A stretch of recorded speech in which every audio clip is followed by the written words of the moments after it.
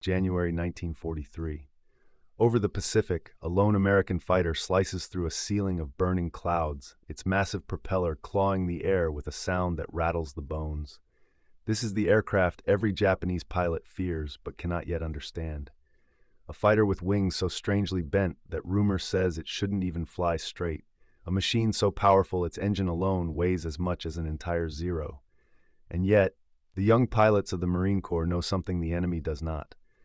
Those bizarre, inverted gull wings are the key to transforming this aircraft from an unmanageable brute into the deadliest naval fighter of World War II. The F4U Corsair, the bent-wing bird, was unlike anything the world had ever seen. And the secret to its legend began with one impossible requirement: build a fighter around the biggest, most powerful propeller ever fitted to a Navy aircraft, without the landing gear snapping in half the first time it hit a carrier deck. To understand why the Corsair's wings look like a bird frozen mid-dive, you have to picture the problem Vought engineers faced in 1938.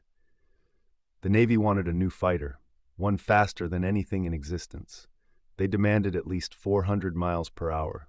No piston engine at the time could push a carrier fighter to such speeds. So Vought made a radical decision.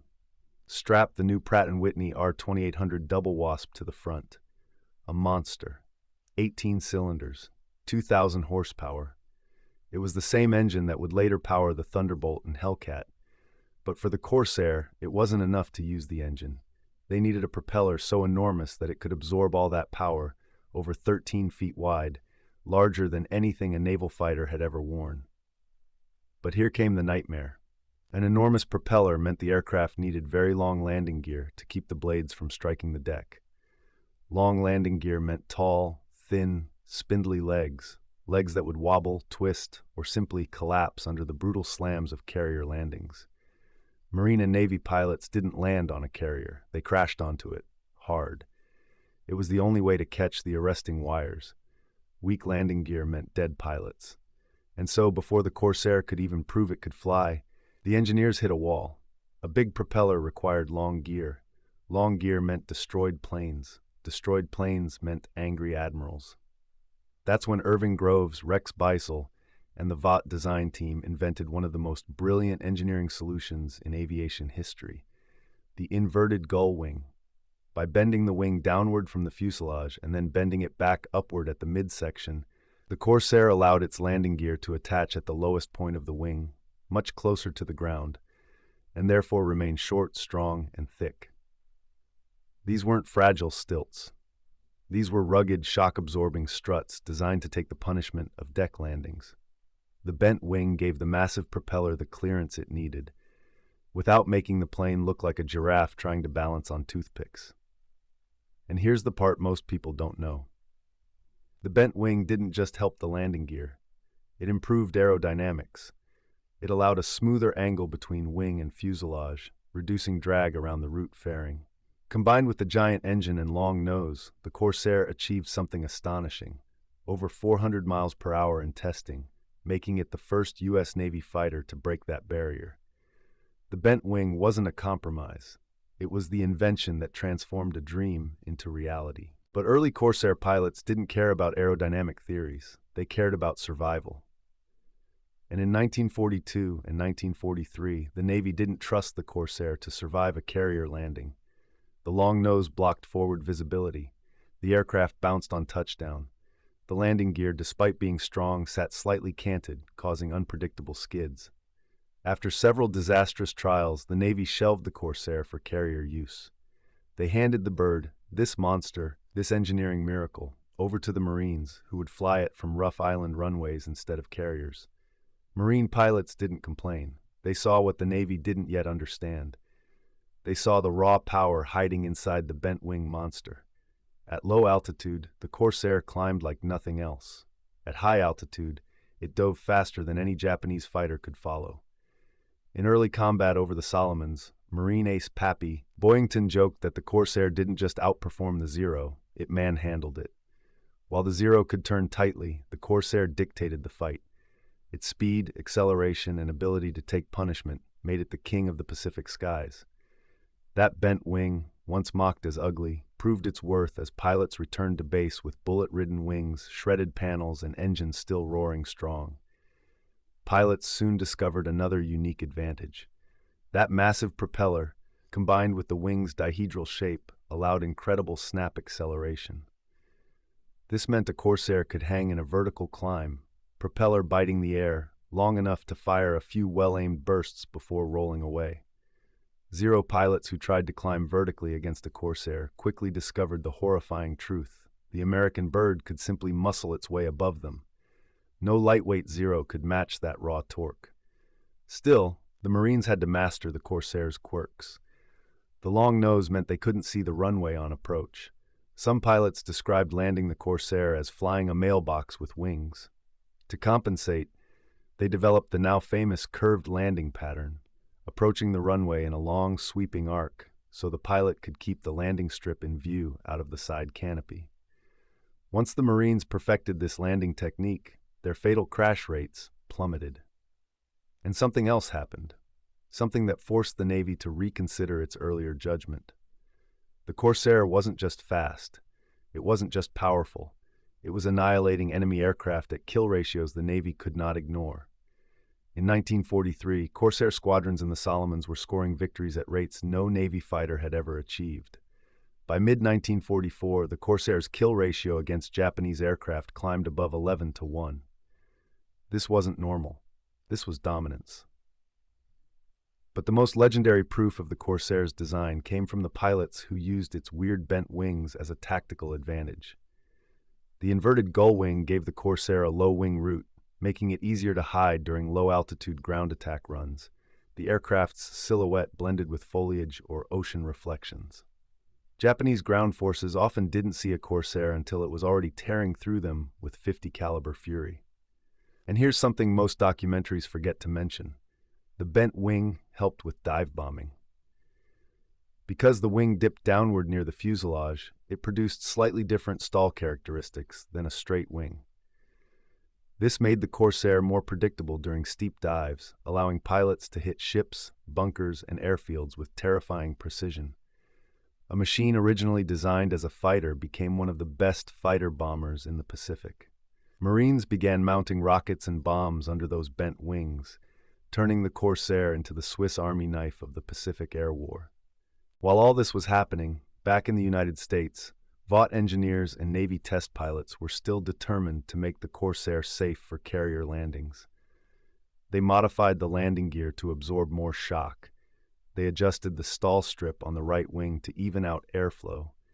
They redesigned the tailwheel assembly. Slowly, carefully, the Corsair evolved into an aircraft the Navy could trust on its decks. And in April 1944, the Navy finally approved it for carrier operations. The timing could not have been better. With Japan's air power weakening and the U.S. preparing for the brutal invasions of the Marianas, the Philippines, Iwo Jima, and Okinawa, the Navy needed a fighter that could do everything: escort bombers, intercept incoming raids, attack ground positions, and survive horrific anti-aircraft fire. The bent-wing bird, once rejected, now became indispensable. The Corsair's carrier debut was a revelation.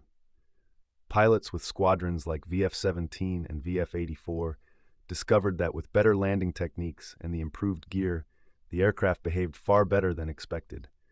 And when the Corsair took off from a carrier deck, its bent wings and massive propeller gave it an acceleration almost unmatched in the war. Corsair pilots launched into the wind like arrows fired from a god's own bow. What made the Corsair so brutally effective wasn't just the engine or just the armament. It was the harmony of every component, from the giant Hamilton standard prop to the gull wings to the stout landing gear.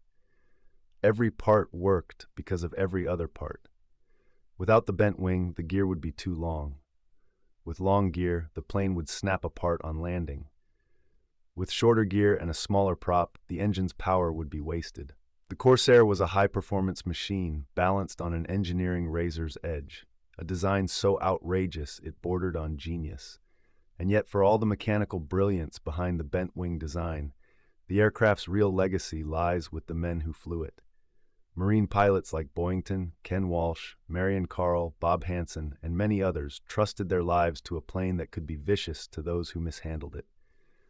But in the hands of a skilled pilot, the Corsair became an unstoppable force.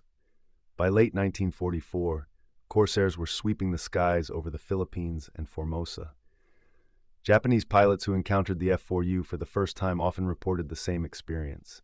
A blue blur diving from impossible angles, firing 650 caliber guns with devastating accuracy, then climbing away before they could react. The bent wing, once dismissed as a strange deformity, helped make this possible by stabilizing airflow in high-speed dives. In combat, every fraction of stability mattered. The Corsair's return to carrier decks began changing Navy culture itself. Pilots who once mocked the aircraft started begging to fly it. Squadrons competed to receive the newest variants. The arrival of the F4U-1D and later the F4U-4, one of the fastest piston fighters ever built, cemented the aircraft's legendary status. And always, whether silhouetted against a rising sun or diving through rain like a steel comet, those wings stood out. That unmistakable downward sweep, that sharp upward kick. The gull wings that kept the landing gear short and strong, that allowed a massive propeller to drink the sky, that transformed an engineering nightmare into one of the greatest fighters ever created. The bent-wing bird had come into its own. The Pacific skies had changed forever, and so had the reputation of the once doubted, once mocked, once grounded F4U Corsair. With its reinvention complete, the bent-wing bird soared into the final chapters of the war with a fury that even its designers had not fully anticipated. Pilots spoke of the aircraft as though it were alive, temperamental, ferocious, and eager for combat. They described how the engine didn't just run, it growled, how the torque pulled so hard on takeoff that young aviators felt the plane wanting to rip itself free of their hands. But the magic of the Corsair was this. If you respected it, if you understood its rhythm, it would repay you with unmatched power. American forces advancing across the Pacific soon came to depend on Corsair squadrons to protect transports, attack entrenched Japanese positions, and dominate the air above landing beaches. In the Philippines, Corsairs ripped apart enemy columns.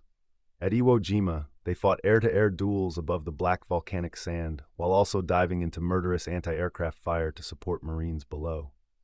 On Okinawa, where kamikaze attacks reached their terrifying peak, the Corsair's speed and climb rate allowed pilots to chase down suicide aircraft before they could reach Allied ships. The kill counts soared. Pilots knew the truth. Those wings, those strange, bent wings, were the reason the aircraft could launch quickly, dive hard, and sustain terrifying punishment. Even Japanese reports from the era spoke of the Corsair with awe and dread. Some pilots believed it was a new, supercharged version of the Hellcat. Others thought it wasn't even piston-driven, but some kind of early jet. The silhouette was unfamiliar. The downward-turned wings made quick identification difficult in combat. Pilots only realized what they were facing when the Corsair opened fire and the air around them filled with 50 caliber tracers. More than one enemy aviator described seeing the bent wing shape rushing toward them and feeling the fight already lost. What truly set the Corsair apart was the relationship between design and purpose. Most aircraft begin with an airframe and add an engine suited for it. But the Corsair was the opposite. Engineers began with an overpowering engine and built the airframe to survive it.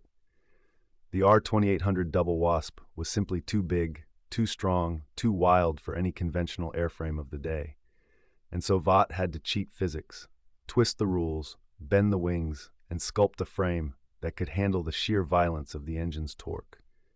When that massive propeller bit into the air, the Corsair surged forward with such force that pilots often found themselves pressed into their seats before they even realized the wheels had left the deck. The inverted gull wing made all of this possible. It lowered the gear attachment point. It allowed robust, short landing gear. It gave the huge propeller the clearance it desperately needed. And as pilots discovered, the wing shape gave the Corsair aerodynamic quirks that worked in its favor during combat. In high-speed dives, the design reduced buffet near the fuselage. During low-altitude ground attack runs, the shape helped the aircraft remain stable even as it screamed just feet above treetops. And despite the initial concerns about carrier landings, experienced pilots learned to tame the beast, guiding it onto the deck with precision and confidence. By late 1944, the Navy had fully integrated Corsair squadrons into its carrier groups. The Japanese Navy, once the terror of the Pacific, was rapidly losing air superiority. Corsairs intercepted their bombers, shredded their fighters, and devastated their supply lines. But even as the war tilted decisively in America's favor, the Corsair continued evolving. The F4U variant appeared with even more power, pushing the aircraft to speeds near 450 miles per hour. It climbed like a rocket and dove like a hawk. Veteran aviators who transitioned from earlier models described the F4U as the final form of the bent-wing design, the ultimate expression of everything the engineers at Vought had envisioned. The true measure of the Corsair's excellence came after World War II ended. Unlike many wartime aircraft that were retired or scrapped, the Corsair continued its career into the late 1940s and early 1950s. When the Korean War erupted, the United States returned to carrier operations over hostile territory. Jet fighters now dominated the skies, but jets could not loiter at low altitude. Jets could not linger over infantry in need of help. Jets could not dive slow and precise between narrow mountain valleys. The Corsair could. And so this supposedly obsolete, piston-driven artifact soon found itself flying close air support missions over Korea. It launched rockets at enemy positions. It strafed advancing infantry. It delivered bombs with surgical accuracy.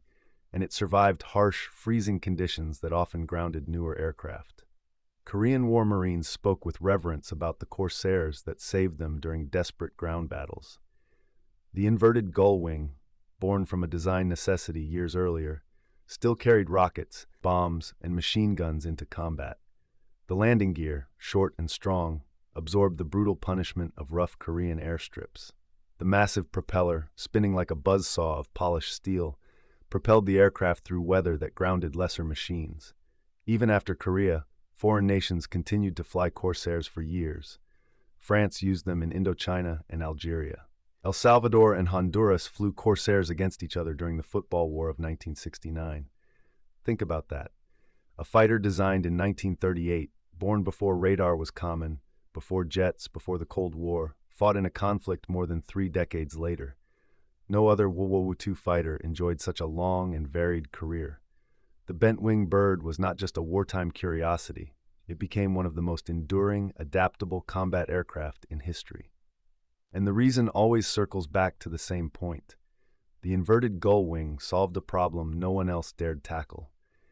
It allowed the creation of an aircraft that otherwise could not exist. Without those wings, the Corsair would have required absurdly long landing gear that would shatter on carrier decks. Without short gear, the plane couldn't safely land on carriers. Without carrier capability, it would have been limited to shore-based operations. Without the huge propeller, the engine couldn't release its full potential. And without that power, the Corsair would never have outclassed the Zero, never have smashed kamikaze raids, never have earned its terrifying reputation over the Pacific. Every part of the Corsair's legacy rests on that engineering gamble. Bend the wings, defy convention, redesign the airframe around a propeller so massive that it seemed almost ridiculous. But what emerged was an aircraft so efficient, so deadly, and so beloved by the men who flew it that it became a symbol of American ingenuity. A testament to the idea that sometimes the best designs come not from simplicity, but from daring complexity. Ask the pilots who flew it what they remember most, and they won't talk about technical diagrams or engineering textbooks.